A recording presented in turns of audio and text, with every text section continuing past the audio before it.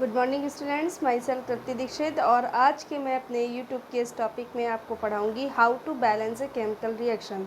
किसी भी chemical reaction को बैलेंस करने के लिए first of all we have to know that what is the reason behind the balancing the chemical equation. So let's start for the new concept with new vision balancing the chemical equation. Students, how to balance a chemical equation या chemical reaction. किसी भी chemical reaction को हम balance कैसे करते हैं, उससे पहले हम ये जानना चाहते हैं या हमें जानना चाहिए कि हम रिएक्शन को बैलेंस क्यों करते हैं। तो आपने 9th क्लास में पढ़ा था एक कंसेप्ट आपने कि किसी भी केमिकल रिएक्शन को बैलेंस करते हैं to satisfy the law of conservation of mass. Law of conservation of mass was given by Antony Lavoisier in 1774, and in this conservation of mass, according to this law, total mass of product is equal to the total mass of reactant. It means जो भी आप reactant use कर रहे हो, जो भी reactant use कर रहे हो, उतना ही आपको अमाउंट में प्रोडक्ट मिलना चाहिए, तो ही आपकी केमिकल रिएक्शन पूरी होती है। तो अब हम यहाँ पर ये सीखते हैं कि how to balance a chemical reaction. Chemical reaction को बैलेंस करने के लिए सबसे पहला एक मेथड आता है hit and trial method. Hit and trial method. Hit and trial, सबसे पहले हिट करेंगे फिर ट्राई करेंगे, और इस पूरे मेथड को हिट एंड ट्रायल मेथड कहते हैं। सपोज़ आपके पास एक यहाँ पर स्टेटमेंट दिया है, iron plus steam forms iron second third oxide plus hydrogen. तो अब यहाँ पर इस स्टेटमेंट को सबसे पहले हम केमिकल रिएक्शन में चेंज करेंगे। Iron Fe, steam H2O, iron second third oxide formula Fe3O4 plus H2।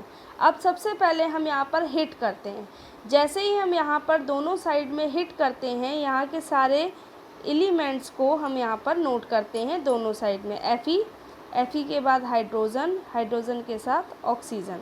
ऐसे यहाँ पर भी इस साइड में भी, प्रोडक्ट साइड में भी Fe के साथ हाइड्रोजन, हाइड्रोजन के साथ ऑक्सीजन।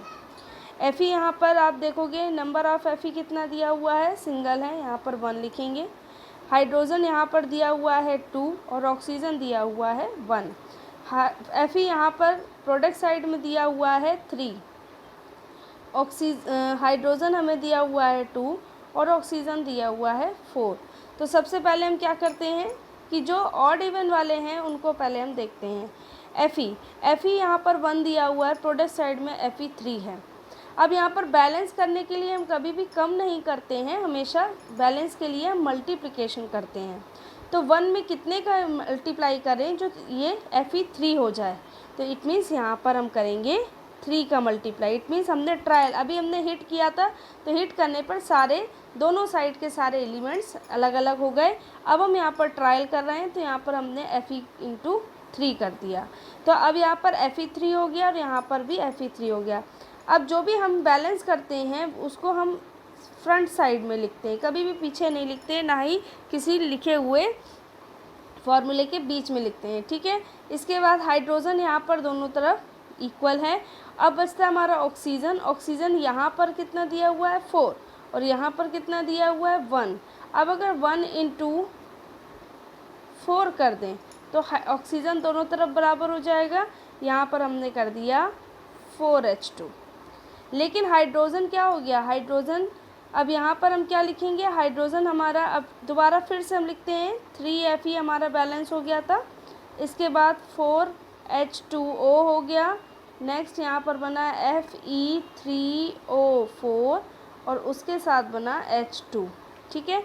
अब यहाँ पर 4H2 है, Fe यहाँ पर 3 है, यहाँ पर 3 है, दोनों तरफ Fe सेम है।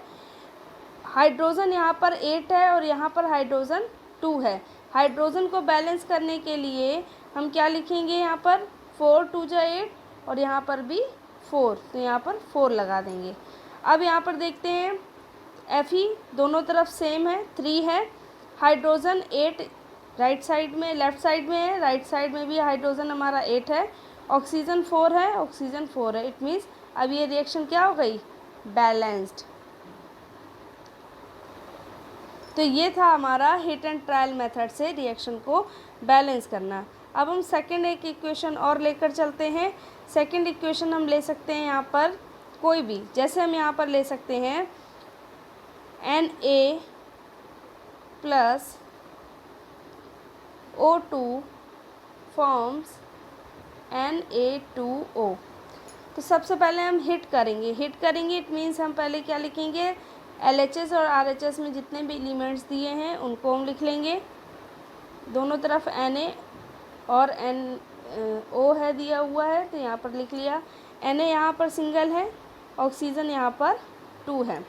Na यहाँ पर 2 दिया है, ऑक्सीजन यहाँ पर सिंगल है। तो अब हम क्या करते हैं, ये हिट करने से ये सारे एलिमेंट्स अलग अलग हो गए और इसके बाद हमने इसमें इनके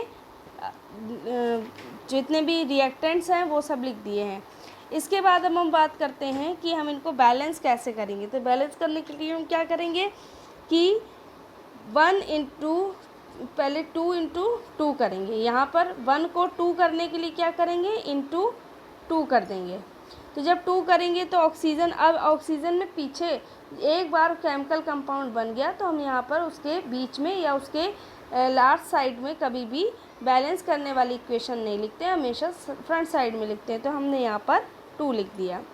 तो ऑक्सीजन तो अब दोनों तरफ बराबर हो गया, लेकिन Na कितना हो गया, Na हो गया 2 इंटू 2 4 और यहाँ Na कितना है 1।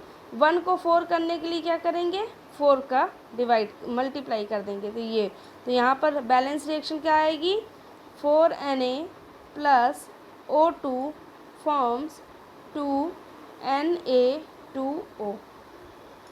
This one it is balance reaction.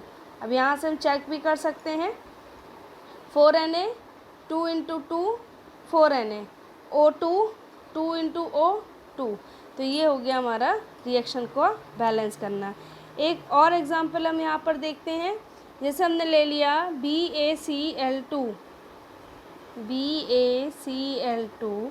Plus H2SO4 forms BaSO4 plus HCl।